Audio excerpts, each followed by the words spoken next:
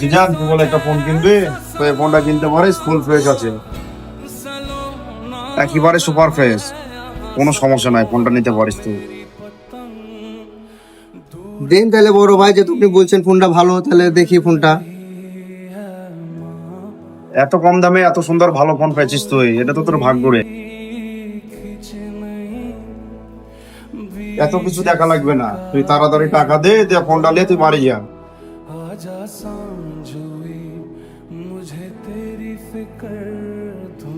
কিরে বন্ধু, তুই না বললি কালকে যে তোর ফোনটাতে অনেক সমস্যা করছিল, তার জন্য তুই তোর ফোনটা বিক্রি করে দিবি?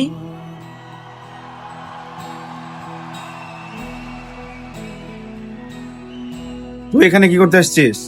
এই যে খারাপ জিনিস খেয়ে যে তুই ভালো বিলে চালিয়ে দিচ্ছিস, এটা কি প্রতারণা না? এটা কি ধোকা না?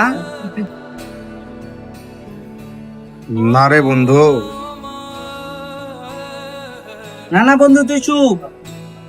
এখানে তোর একার দোষ না তো, সমাজে এরকম হাজারো মানুষ আছে যে অন্যের সাথে এরকম প্রতারণা করছে, মানুষকে ঠকাচ্ছে। খারাপ জিনিসকে ভালো বলে চালিয়ে দেওয়া কেবল একটি মিথ্যা নয়, এটি একটি নৈতিক অপরাধ যা মানুষের বিশ্বাসকে ধ্বংস করে এবং সত্যের আলোকে নিভিয়ে দেয়।